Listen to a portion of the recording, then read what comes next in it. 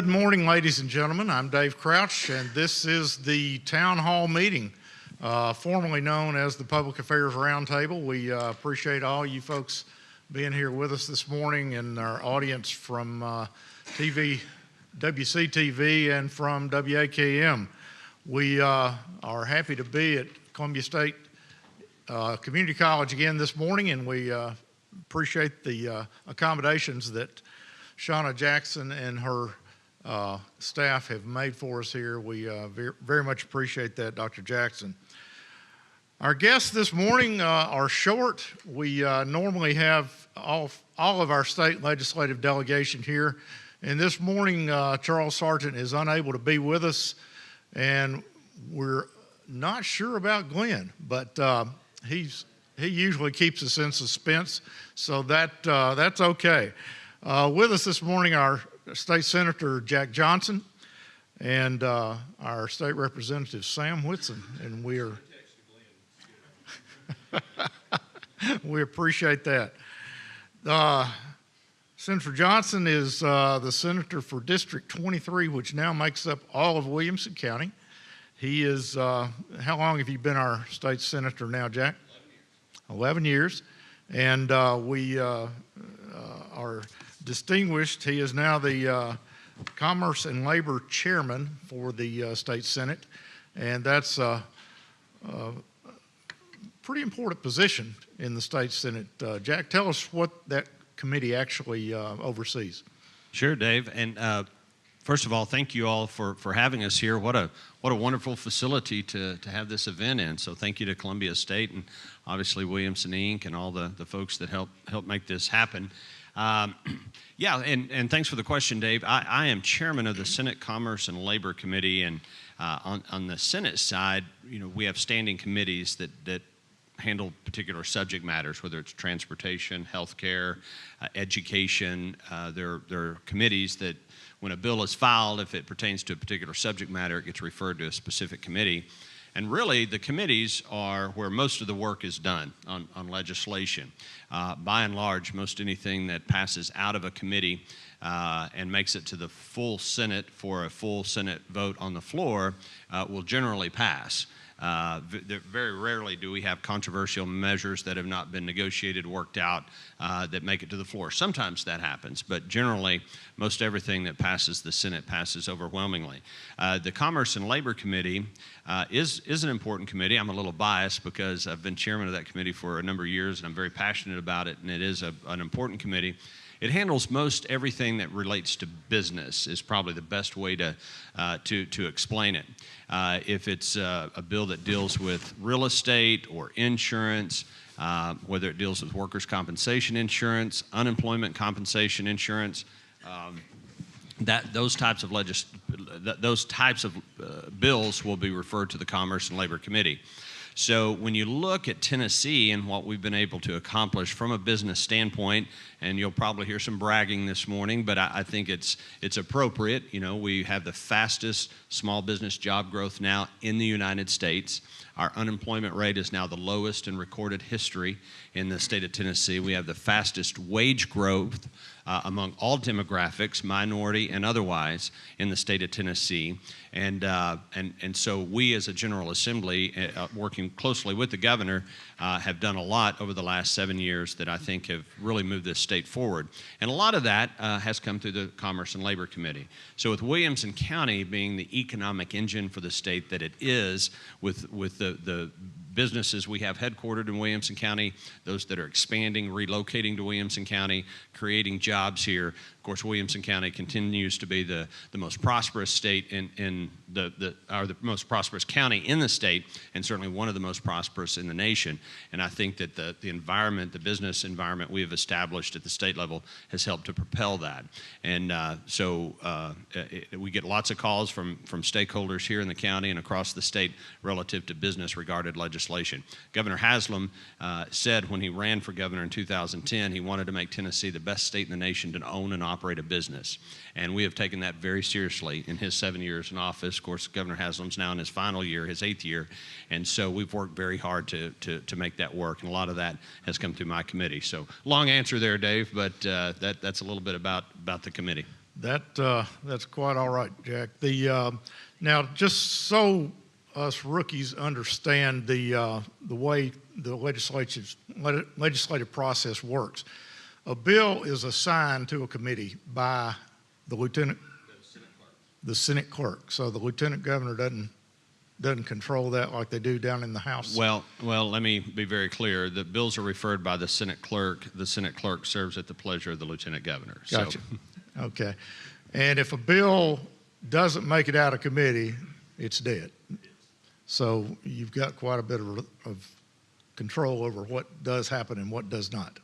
Yeah, and a lot of times, in fact, Glen and Sam and Charles and I, we'll get calls a lot of times from constituents or perhaps members of our local government and that are panicking about a bill they see filed. Right. Because lots of bills get filed. Doesn't mean lots of bills get passed.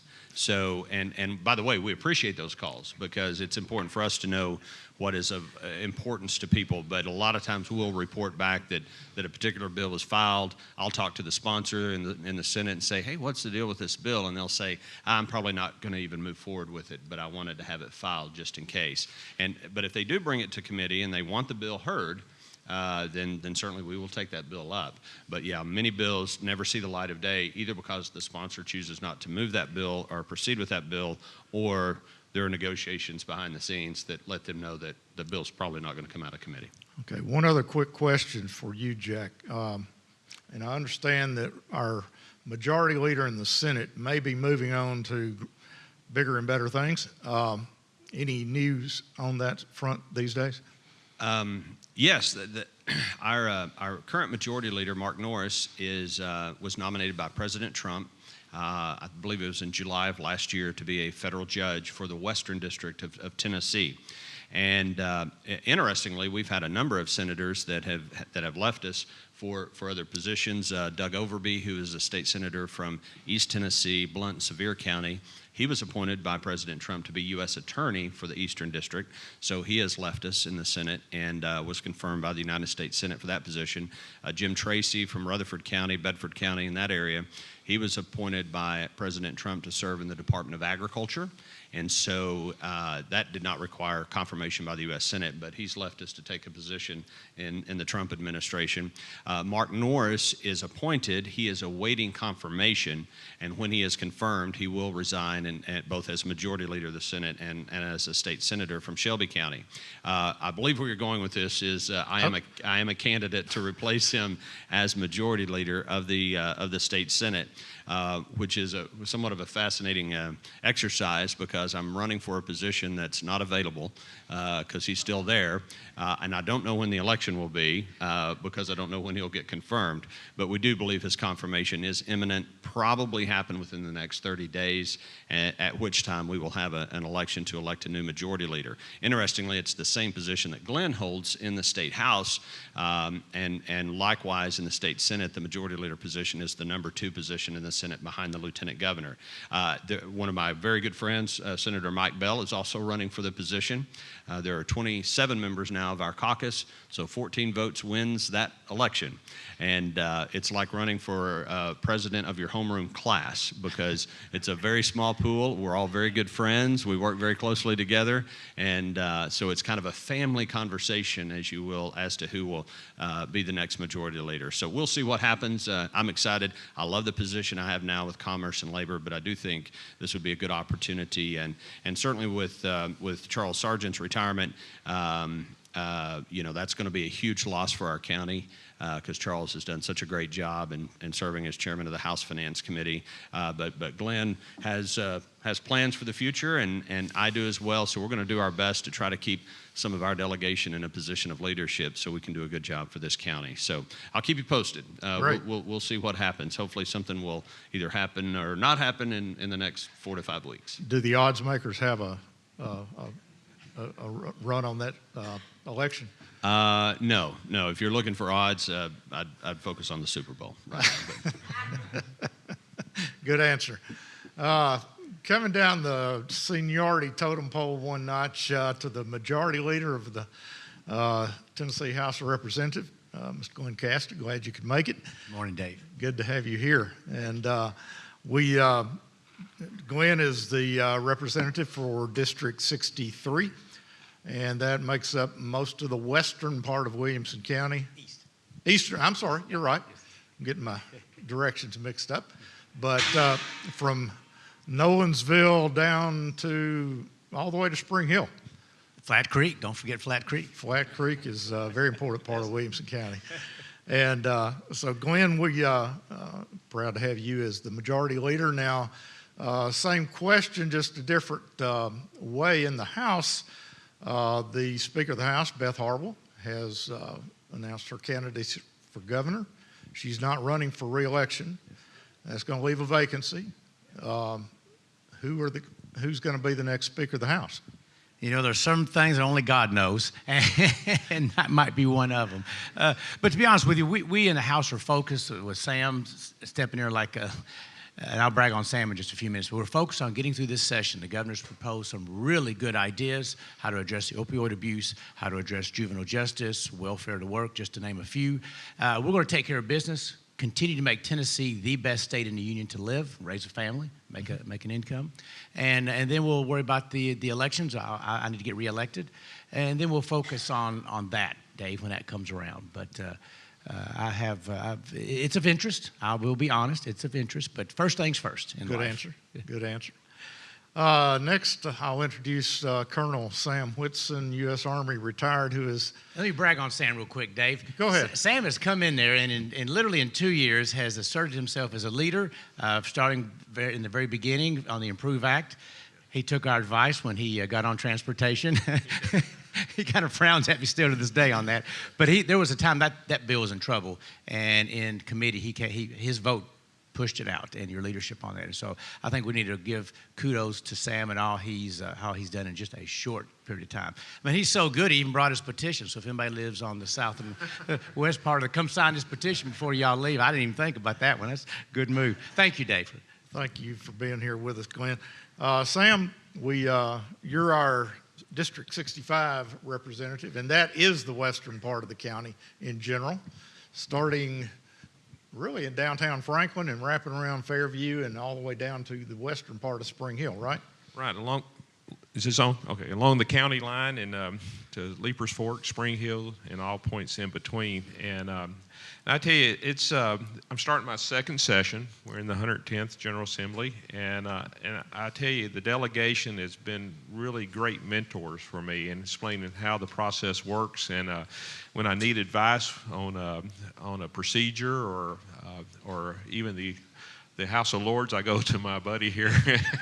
I call ourselves the House of Commons, but it's a really good working relationship. And I tell people this: I've been retired for 18 years from the Army, and I actually miss the Army. And I've rediscovered a sense of purpose and camaraderie I have not felt since I was in the Army.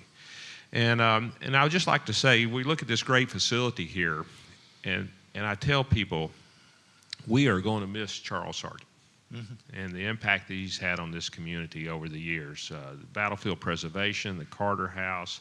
I just know when I was on the Carter House board, Charles, we had that old gymnasium. It was a potential disaster site for our city. Charles got involved, got the money to demo that thing and really help the battlefield appearance there. And Charles it's just been also a great mentor and friend up there. And we're going to have a big turnover up there. What are we looking at, 20, 25? I think 30 at the end of the day. 30 new state legislators up there next year. And with a new governor and, of course, a new congressional seat and new senator. It's going to be an interesting time in Tennessee, and we're already feeling the pressure on that. But anyway, I'm really enjoying it. And also, when you're part of, I tell people this, we're unique in Williamson County. We have, and I mentioned this before, we have one county, one senator, 3 representatives. We're the only county in the state that has that kind of delegation. And that makes us, I think, a very effective force up there for advocate for our county. And but also, when you're in that, when you're the freshman and you have the majority leader and the chairman of the Finance Ways and Means Committee in our delegation, they get requests to file a lot of bills. And when they hit their 15 limit, guess who they come to? Also, I'd just like to introduce Amanda Conway. She's my legislative assistant. Amanda, I call her the brains behind the outfit up there. And her dad is Joe Williams, the sports editor for the Williamson Herald. But Amanda does a great job. We both started at the same time, and the staff up there does a great job keeping us focused and moving along. And how many bills did you file for me yesterday or this week? We got them all in, didn't we, Amanda? So anyway, that's my update. Great. Thank you, Sam. I think it helps to understand kind of the mechanics behind the process, and so we like to talk about that a little bit, particularly on our first show of the season this year, and appreciate you all giving us the insights there. I will mention Representative Charles Sargent, who is not here this morning. Charles has done a tremendous job for this county. We probably would not be in this building right here if it weren't for Charles. He has been a champion for Columbia State Community College and getting the funding for this campus and hopefully some more buildings on it going forward. But Charles he's chairman of the Finance House Ways and Means Committee for the House and does a tremendous job there, and we appreciate you, Charles. Sorry you couldn't be with us this morning. I hope you're listening. So let's talk a little bit about the State of the State speech. This past Monday night, the governor made his State of the State speech. As I was watching, I was wondering if y'all had workouts before that session to get in shape for all the standing and sitting and standing and sitting as the applause came and went. Lots of accomplishments, though, that have been accomplished since the governor took office.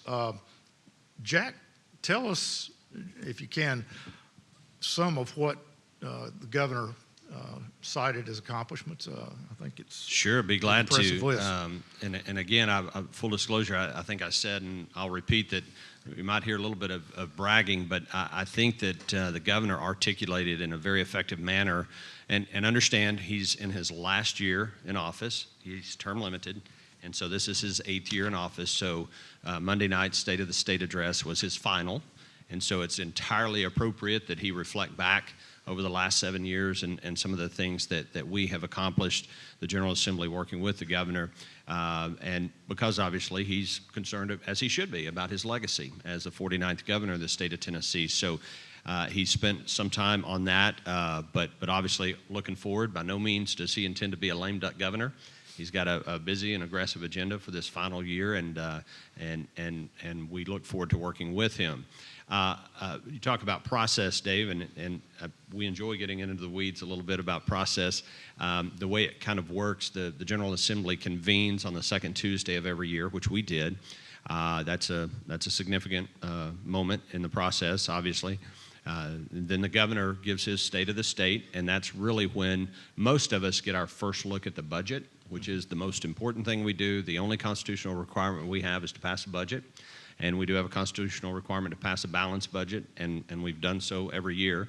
And so that's a big deal, because you're talking about $30-some-odd billion that's your taxpayer dollars and what we're going to use those dollars for.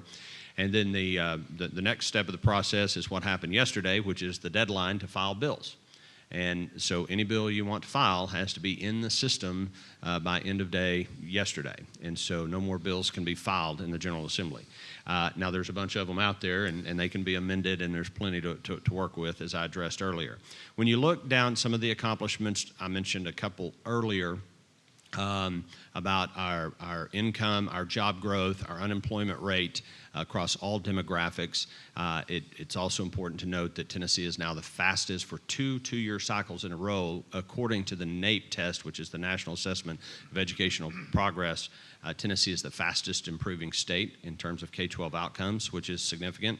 On the education front, we are also, you've heard us say, we continue to be the lowest indebted state in the nation.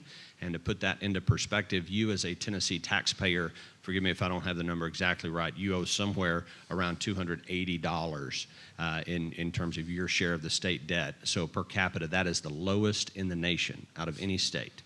To put it into perspective, if you live in Connecticut, your portion of state debt runs around $10,000. And then, of course, your share of the national debt is, I think, around $63,000. So we are a very low debt state, AAA credit rating. In terms of per capita income, we are the lowest tax state in the nation. And over the last 7 years, we've cut, when the hall tax is phased out, as it will be over the next couple of years, we will have cut somewhere around $800 million in taxes across the board to both individuals and businesses in the state of Tennessee. And so when you factor in the Improve Act, it's still by far the largest amount of tax cuts that have ever taken place in the state of Tennessee in an 8-year period under a governor is about $90 million.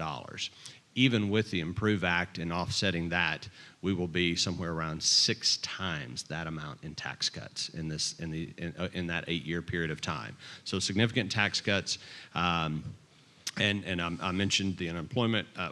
The one I'm probably the most excited about is the fastest job growth among small businesses. We love our Nissans, we love our Bridgestones, we love our CHSs and HCAs, we love Tractor Supply, we love those big employers. But we do know that the real backbone of our economy are the small businesses in the state. And they don't sometimes get all the attention that they should get, but when we are the fastest job growth state in the nation for small businesses, that's impactful, and that's going to have a tremendous impact on the people of the state of Tennessee. So looking ahead, obviously the opioid crisis is significant. The governor's committed, and he's laid out a very detailed and aggressive agenda this year to deal with the opioid crisis in the state of Tennessee. We're going to continue to fund education. On a local note, this delegation continues to be fully committed to correcting what we believe to be a significant unfairness with regards to the BEP formula and the amount of funding we get for our schools here in Williamson County without taking adequate consideration of growth in the county. The last couple of years, we've been able to get some one-time money, which has helped with that.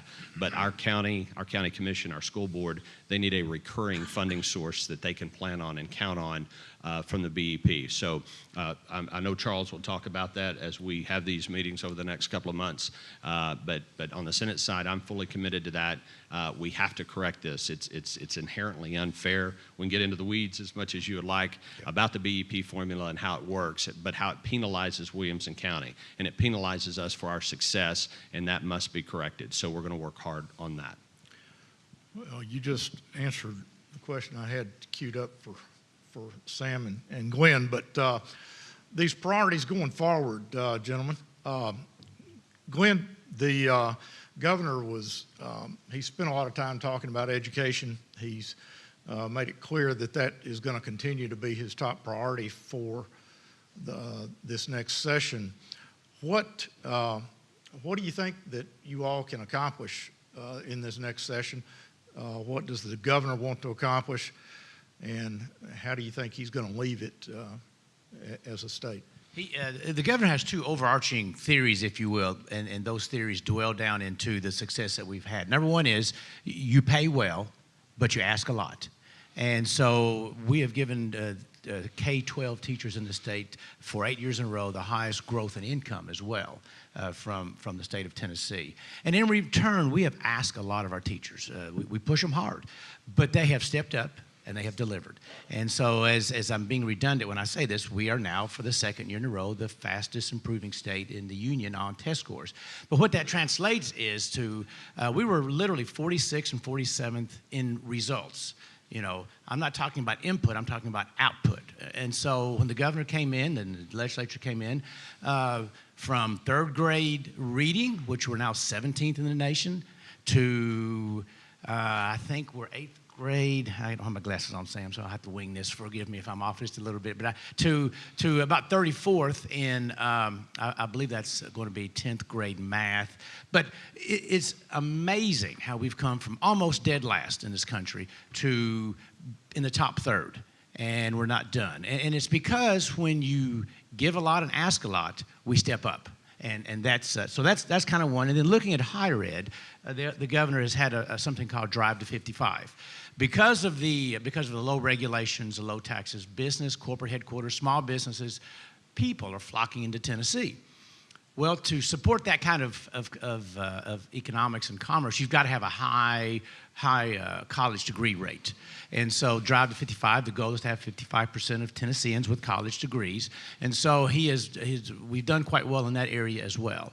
And so this year he's introducing something that has been successful in the state of Indiana, which says if you receive state funds, you go to a state school, you're going to have to be a full-time student.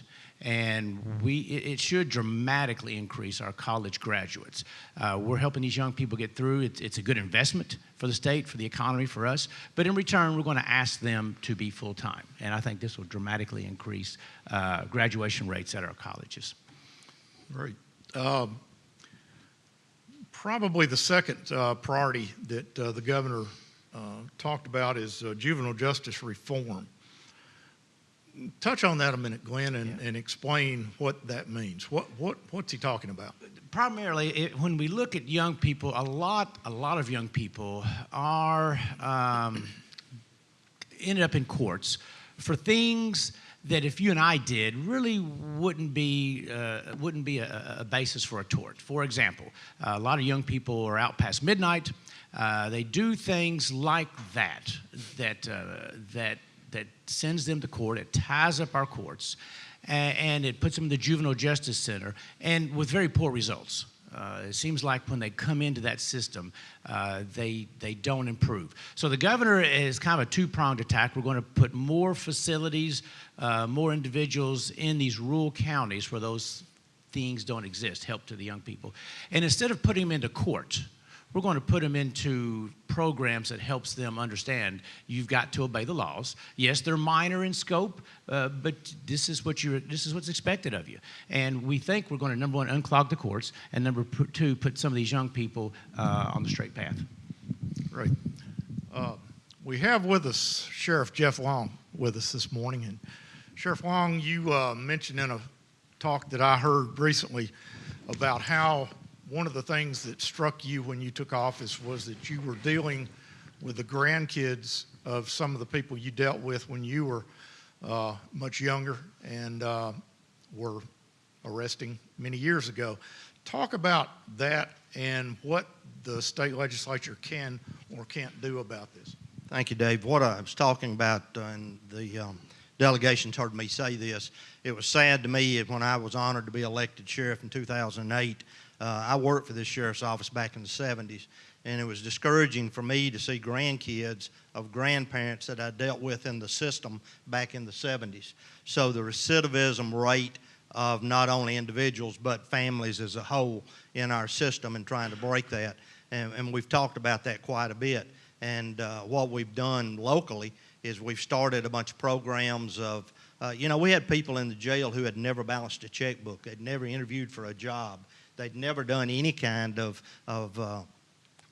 interview or trying to better themselves. I'm glad to say now, since we've had the programs going, we've graduated over 300 to get their GED and their high-set degree and trying to get them out and get them education. So those are the things that I've talked to, and I've talked to the delegation about this.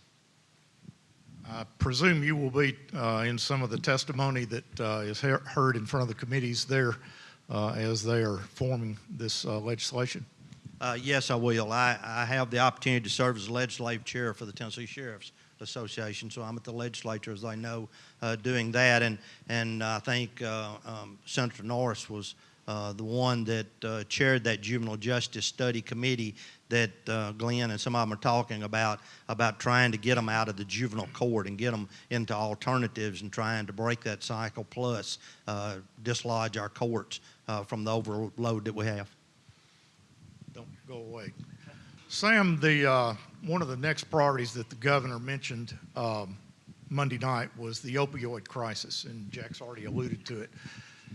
But we all know that's a huge problem nationwide, and the governor wants to deal with that on a state basis and make some changes. What do you see the state legislature doing about the opioid crisis? Well, there's his three-part approach that is called Tennessee Together is prevention, treatment, and law enforcement, and it's going to take all three to solve this problem. The opioid deaths from that are higher, I think, than traffic deaths that we have across the state. And several years ago, when I served as foreman of our county grand jury, I was shocked to learn that a oxycodone pill, you could buy it for $20 out there on the street. So this just generated more crime. Somehow or another, we have to look at this thing in a comprehensive way. And there's some people have been concerned about that, hey, I have chronic pain, I'm not going to be able to get the painkillers I need. But they've structured this, the recommendations from the governor is to take that into account, but really is to target those folks who've never been on these painkillers. All of a sudden they're introduced, maybe they go in for a toothache or a broken leg, and then all of a sudden they're prescribed a large amount, and it puts them on that path. So that's one thing they're looking at in this process. But also, I've talked to the governor's staff. We also, if we're on the legs of law enforcement, we need to make sure if we're going to increase the apprehensions and enforcement, we also need to increase our district attorney staff and be able to prosecute these crimes to those who are abusing this system and creating this problem. Sheriff Long, have you got any recommendations for them? Well, I applaud the governor for addressing the issue, and our delegation, as I said, I've talked to quite a bit about this. The opioid epidemic, I think, is worse than most people really think it is. They see it on television, but they don't deal it every day like we do and see it.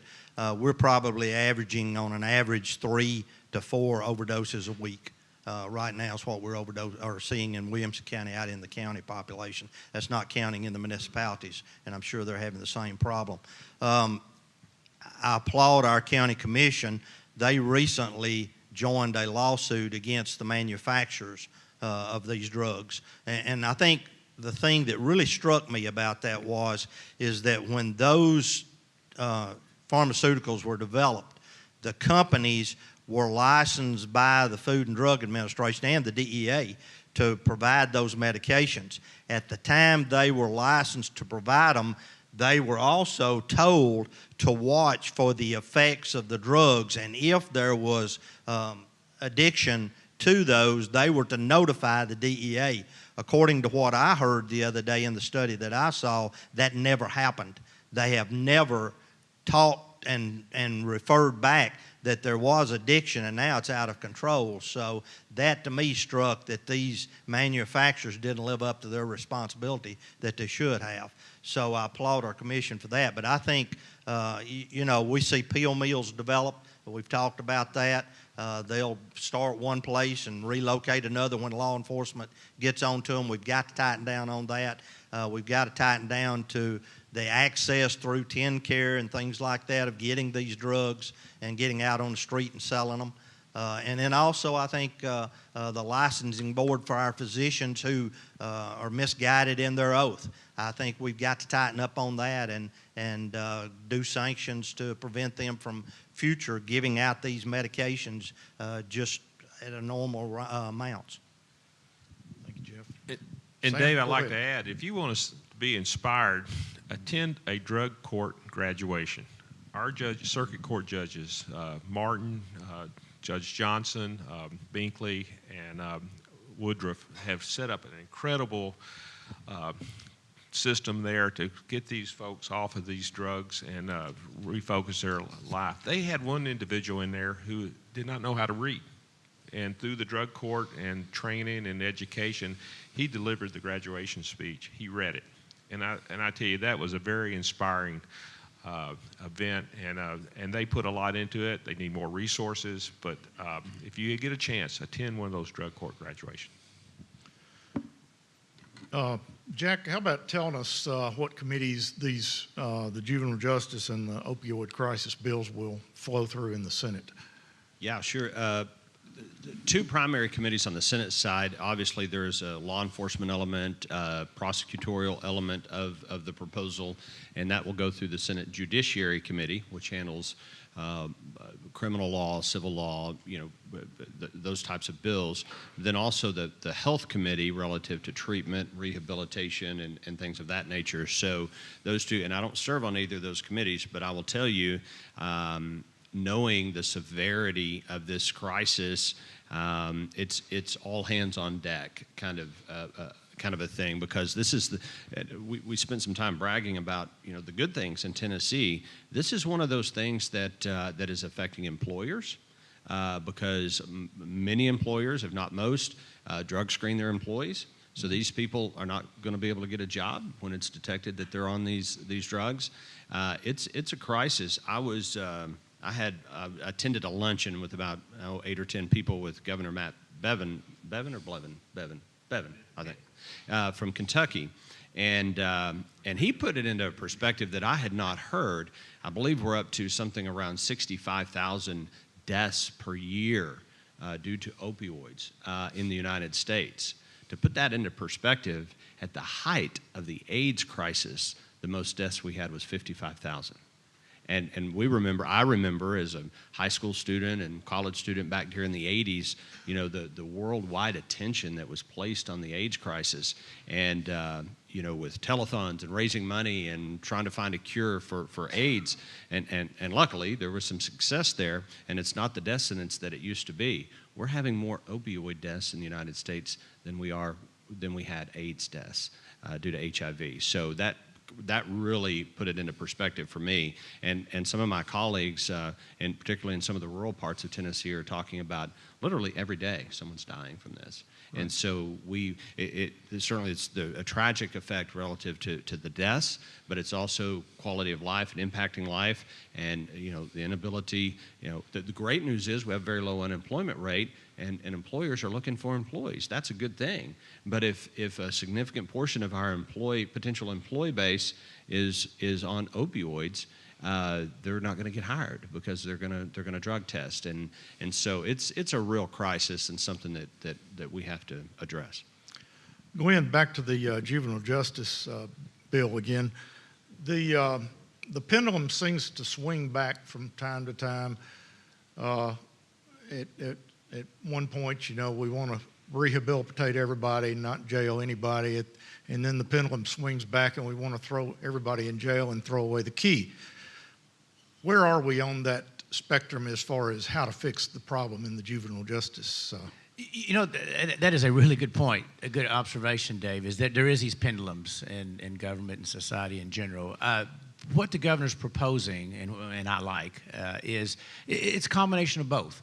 Those that are minor in scope, those young people that have began the trek down, maybe being a little rebellious, I guess, for lack of a better word, it's interventive. It'll intervene, and the attempt will be to put them back on the right path through education, through just counseling, through not putting them in detention centers, but those that are aggressive in their rule breaking, and this will also increase the penalties on those people as well. So I think it's a good, healthy combination. I think it's going to prove effective, and I'm looking forward to carrying that and getting that passed. Any thought to just saying we're going to do a curfew on everybody under the age of 18, so you got to be home by 12 every night? Sheriff, isn't that already state law? If you're under 17, you got to be home by midnight.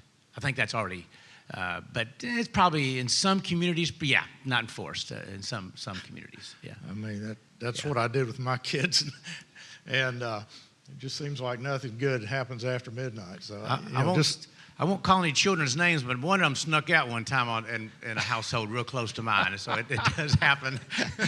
Sheriff's called me, I had to go get them. So, I didn't mean that to be so personal. Somebody has told me that. I thought you were talking about Charlie, but no. But we all push the boundaries that we are given from, I think, as we were growing up. So it's understandable, but. Sam, I want to give you the really good question, though. The BEP formula for education. Can you explain that in 1 minute or less? No, the last number I saw that, and Senator Johnson explained it really well, I think, we do not get our fair share to account for the rapid growth that we have in our district. Explain that. Pardon? Well, Explain thank that. you. We send $1 up to the state for education, and we get back, I think, 44 cents. And it's a very complicated formula. They take into account your property tax rate. They take into account your population. They take into account just all kind of factors, the average cost of a home and such. And then they come up with this formula. And the formula, I think, is 25 years old. And this is one thing that... As I recall, it was the result of a lawsuit brought by the rural counties. Yes, and that's a good point, because we have a moral and legal obligation to make sure that student in Grundy County has the opportunity for an education just like they would in Davidson County or Williamson County. So anytime you try to decrease the amount of funding to the rural counties or such that they receive from the state, there will be a lawsuit, and again, that's why the BEP was done. But at the time, this rapid growth we're experiencing, it has a negative impact on our students here in Williamson County. Mm-hmm. So that's what they're trying to address. I'm not on the education committee. My majority leader suggested I get on it next time. I can talk about transportation. I can talk a little bit about health. I'm on the health full. But the bottom line is, the big thing they say is our property tax rate. We're the lowest in Middle Tennessee, and that has an impact on how much money right now, the way the formula works, the money we receive back from the state. Right. Well, and you think you're going to be able to do anything about that? If it makes it out of committee, we may. I'll defer to my majority leader on that. First, I want to secondly defer to Jack, because he's got a bill, he and Charles, that I think is the solution. But remember, if you're in the House and you've got 99 members and 70 in the low 70s benefit from this BEP formula, how are we going to go and say, let's change this? You don't need as much money as you're getting. And so it's just a simple philosophy of the majority is dictating this BEP and keeping it in place. With that said, Jack? Yeah, thank you. And it's one of the complications with regards to dealing with this matter in the BEP. I've had a number of constituents that have called, and school board members and teachers and various people, and we've had lots of conversations about this, and they say, you need to change the BEP formula so that we get more money for growth. Well, understand the BEP is effectively a zero-sum game. If you poke it here, it's got to pop out over here. And so, to echo what Glen said, for us to go in and say, hey, Williamson County's not getting enough money for our schools, I get laughed in my face by, the senator who represents Hancock County, and they're struggling to, come up with the money to put a new roof on a school. They have to shut down half of their school because the roof leaks, and have the kids meet in the portion of the building where the roof doesn't leak. And they look at us, and we're building $60, $70 million new high schools every year, or elementary or middle schools. So understand the dynamic that Glen referred to, and we've talked ad nauseum about how Williamson County, we are very prosperous. We're the 10th wealthiest county in the nation, according to some sources. And so we don't get a lot of sympathy, I guess is the point I'm trying to make, when we go up and say, hey, we need more money for schools. I had someone very well-intentioned said, you have to get us $21 million more a year. You have to do it. Well, much easier said than done, okay, up there. Now, having said that, Charles came up with what I think is a great idea, and I'm carrying it in the Senate, and it is to not within the BEP, because when you start meddling in the BEP, again, if we benefit, someone else gets penalized. So to modify the BEP, I don't think is the appropriate path to pursue relative to our challenges in Williams County. So we have a bill to set up an additional funding source outside of the BEP to deal with high growth school districts, okay? And to hopefully appropriate a certain amount of money. And the philosophy is this, and again, wish Charles was here, my numbers are close. They may not be to the penny. The average school district, the school districts, the 130 some odd school districts across the state, the average per capita funding per student, ADM, I guess is what it is $4,500. Okay? Some districts get $7,000. and out of the BEP. But the statewide average is around $4,500. Williamson County gets, and someone in here could probably correct me, I think about $3,300 per student. Now, Sevier County gets $2,200 per student because the BEP penalizes them for their tourist dollars. Now, there's some state matching funds that help offset that. We could get into the weeds. But our bill simply says, if you are below the state average, you will get funding through this extra mechanism outside of the BEP of a certain amount of money per year until you reach the state average. And this will help. I don't remember the exact number. I think it's 12 or 13 districts across the state that are in a similar situation. The worst in the state are Williamson and Sevier County in terms of the funding we get as a percentage of the average across the state. And that gives us a way to go to our colleagues and say, you're not going to get hurt by this because we're not meddling with the BEP. But you need to recognize Williamson County has the best performing school system in the state. We shouldn't be penalized for that. One of the reasons we're growing at 1,000 students a year is because of the quality. And as more people come to Williamson County, by the way, it helps that state average because we have great schools here. And Franklin Special too, although they don't have the growth issue as much as Williamson County does. So it gives us an argument to go. Now, as with any bill that we pass that's going to cost money to the state, that's the challenge. And Charles is working on that. I'm working on that with the governor. I can't make any promises right now, but that would be a common sense way to address this problem. And by the way, we have gotten what we refer to as one-time money, non-recurring dollars. We've gotten one-time money the last couple of years, and we expect to get that again this year, which will help offset that. But the county commission and the Williams County School Board need to know that it's predictable. But when we're looking at building schools that cost tens of millions of dollars, and those are bonded, there needs to be a predictable funding source that they can count on moving forward. And that's why we need to get this done. That's the difference between recurring revenue, non-recurring revenue. So I hope we're able to get that done. We'll know more next month when we're here, and Charles will explain it all to you. So. Great. Two other real quick questions, and then we're going to open it up for questions from the audience. Glen, last year there was a push from a legislature down in Chattanooga to crimp Franklin style and how we could control our design standards here in Franklin. And we beat that back last year. Is that going to be a problem again this year? This, so I'm glad to give it to Sam. House Bill 476, carried by Representative Gravitt, the district down in Chattanooga where I-75 goes into Georgia. They had 8 home building permits pulled one year, and I think we had over 1,400. And they want to take away local zoning on design standards. Mm-hmm. Their argument was that the cities are requiring these design standards, brick instead of vinyl siding, to increase the value of the home built so they can get more money on property taxes.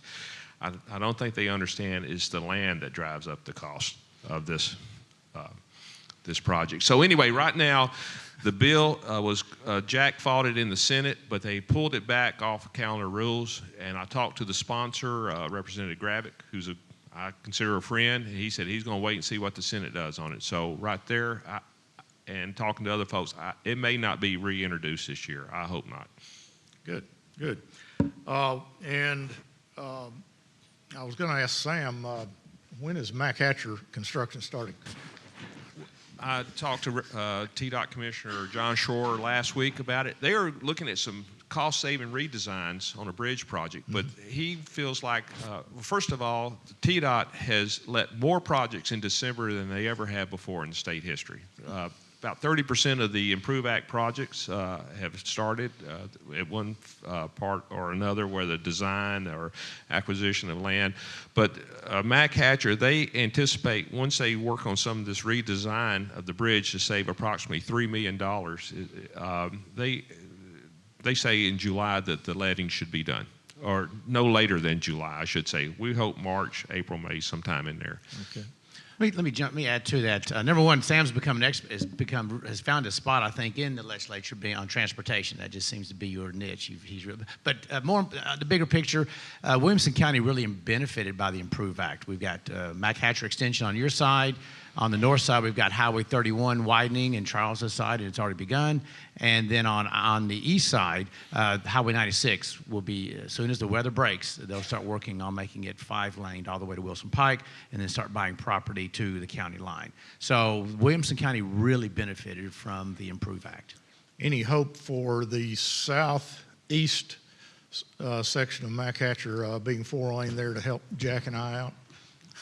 Well, I think the focus there is widening 31 up from Spring Hill to the Mack Hatcher, that connection there across Target is where you're talking about, correct? Mm-hmm. And but I've been working with Spring Hill and TDOT. I think the best thing we can do without that is get a new interchange exit on I-65 on Buckner Road over there.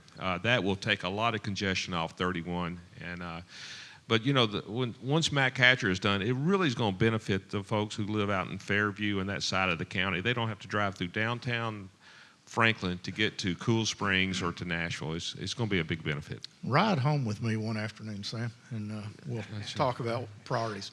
But you are a constituent. I will do that. Surely have some questions here in the audience, and Mindy's ready and raring. And let me get back here with the mic so she can ask her question. If you, Monday night you could watch the governor give his State of the State address. And oh, I'm sorry, Mindy Tate with Franklin tomorrow, and live in the 63rd. Monday night you could watch the governor give his State of the State address, and Tuesday night you could watch the president give his State of the Union address. And part of that, he discussed his infrastructure plan, and it seems Tennessee is one of, I think, 15 states that don't have a lot of the financing options. We don't bond roads, we don't have toll roads, but it seems the plan would pass infrastructure costs back down to state government. Are we at all concerned about some of the projects that have heavy federal funding, transportation, because that is something that is so important to this region? Well, one of the biggest challenges we have is Washington, D.C. We send money up, and we don't get as much back, and when they do send it back, they tell us how to do it. But a lot of our letting for projects has been delayed because of lack of funding that we send up. And also, we must understand the Highway Trust Fund at the federal level is broke, is insolvent. So they created this thing called the FAST Act, Fixing American Surface Transportation Act. That expires in 2020. If they don't do something on that, well, first of all, the money they've been sending us for construction of highways is borrowed money. The Highway Trust Fund is not receiving the funds because of the efficiencies of vehicles and such like that. But if the FAST Act does not get extended in 2020, we will be losing $170 million a year approximately on federal funding for our highways. So we'll be right back where we were before where we are now with the the Improve Act. So we really need to push Washington to do that and have the political courage to fund our infrastructure. And the upside is, I do think they will pass and fund the FAST Act. And if they do, the really good news is we've got this down from Washington yesterday, is the funds we have allocated for the Improve Act will meet the criteria that there can be no new project. It has to be projects already in the queue. And gosh, we're way down the pike. And so this could be a real win for the state of Tennessee on transportation improvements. Kirk Bednar, City Manager, City Administrator for the City of Brentwood. What does the City of Brentwood want to see out of the state legislature this year? Well, they've already touched on a couple of the issues. I think from a local government standpoint, the design standards bill, which is encouraging to hear that. I think the other two issues from the city side of things right now will be short-term rentals and wherever that goes, and Senator Johnson and I discussed that yesterday. And then one that probably a lot of people aren't aware of, but the issue of small cells and wireless facilities in the public right-of-way would be the two things. And I'll just echo what Sam said, is we are blessed in Williamson County, and as I talk to my peers across the state, to have a delegation that represents only Williamson County and not other counties. And that's a big issue when it comes to trying to lobby your folks. And these gentlemen are always responsive, and we meet every year with the other cities in the county before the session starts and lay out our issues. And we don't always agree on things, but they're always responsive. So, But those are our two big issues beyond what was discussed would be short-term rentals and small cell wireless facilities in public right-of-way. And Dave, let me brag on our local governments. We all interface with local governments across the state daily, and the professionalism, the knowledge, the dedication that you guys bring, Brentwood, Franklin, Nolensville, Thompson Station, Spring Hill, and Fairview, it's head and shoulders. It's refreshing to see you guys come in. And there's a little conflict in Nashville between this locals and the state, but our local governments, county government included, works within the guidelines set out by the state constitution. It's very clear the roles of state government, the role of local government, and I just admire working and enjoy working with these guys. They're professionals. And let me add, if every municipality and county in the state were run as well as our municipalities and county in Williamson County, it would take a lot off of our plate up there. But unfortunately, that's not the case. But not only that, and I want to say something about Sheriff Long as well. From when he spoke earlier, our sheriff is very involved at the state level and is very widely respected within the Sheriff's Association, and he is a go-to person. You might not be surprised how many times my fellow members from all across the state come to me and say, I ran into Sheriff Long, or Sheriff Long came to see me, and his word is taken very seriously up on the Hill, and we're grateful for that.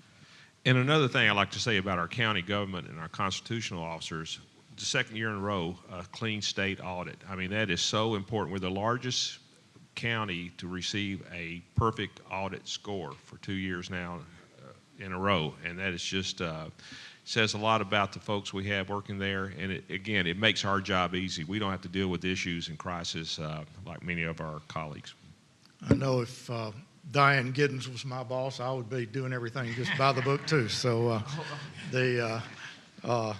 we appreciate all of our public officials. It's a sacrifice to do what you all do, and all of you folks that run for office, and we appreciate the responsibility you take and how seriously you take it here in our county. It's humbling to have that good of a delegation, and we very much appreciate it. We're winding down the next month. We will try to get into things like the Amazon headquarters, private prisons, fraternities and sororities, medical marijuana. I had those on the list just in case we had time this morning, but there are lots of things to talk about, and we will be back here on the 23rd, back on our regular schedule. January's always get us confused, but we will be back here on the last Friday of each month going forward, starting with February 23rd. So we hope you'll be here. This show would not happen without a lot of folks behind the scenes. Our chamber staff headed by Matt Largent, but Kel McDowell is now our Director of Public Affairs? Government Affairs. Thank you, Kel. And he's our staff contact person for this effort. Kel, we appreciate what you do. Nancy Conway is always here supporting us, and we appreciate your help. Our sponsors, Vanderbilt University and AT&T and Aspen Grove Asset Management all chip in to help make it happen. And now we also have the Encana apartment complex that's supplying our refreshments, coffee, and pastries, and we appreciate them and the efforts they are putting forth. Creed Henderson and his crew, Heather from WCTV, make sure this goes on the air. And if you want to watch the show again, it'll be on YouTube, available on the county website.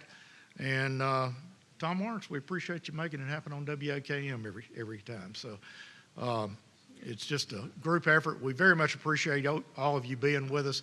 Look forward to having you back next month. Thank you very much.